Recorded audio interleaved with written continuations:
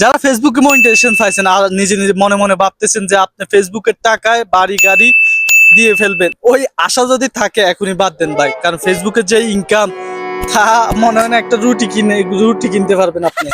বর্তমান ফেসবুকের অবস্থা অনেক করুন।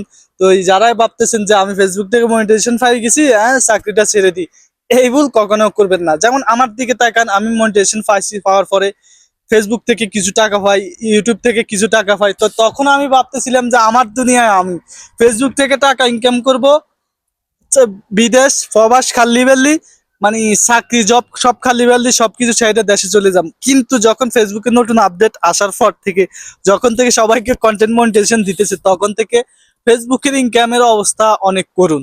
তো যারা এসব চিন্তা ভাবনা নিয়ে রয়েছেন যে ফেসবুকের টাকা দিয়ে আপনাকে বাড়ি করে ফেলবেন, গাড়ি করে ফেলবেন, ভাই আশা বাদ দেন। আপনি যেটাই করেন না, ফেসবুক ইউটিউবিং যেটাই করেন না, ওটার পাশাপাশি আপনাকে জব করতে হবে। বর্তমানে আপনাকে সমাজের সাথে টিকে থাকতে হলে, তো আমার কথা হচ্ছে এটা। কারণ আমি মনিটাইজেশন পাওয়ার পরে আমারও মাথার মধ্যে যে এই চিন্তা ছিল যে আমি প্রবাসে চাকরি করব না, আমি দেশে চলে যাবো। কারণ আমি ফেসবুক ইউটিউব থেকে যে টাকাটা পাইতেছি, আমার মনে হইতেছে যে আগামী 6 মাস পর আমি হয়তো ইচ্ছে ভালো টাকা ইনকাম করব, তাই আমি চাকরি ছেড়ে দিব।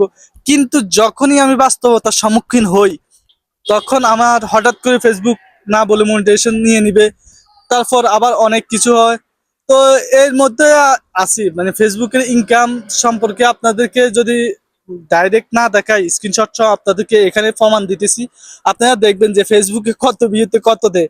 10,000 ভিউতে 1 সেন্ট পরিমাণ দেয় না, 20,000 ভিউতে 1 সেন্ট দেয় না। তো আপনি ওই ফেসবুক থেকে কিসের টাকা ইনকাম করবেন? তো আমার কথাগুলো অবশ্যই আপনারা বুঝবেন।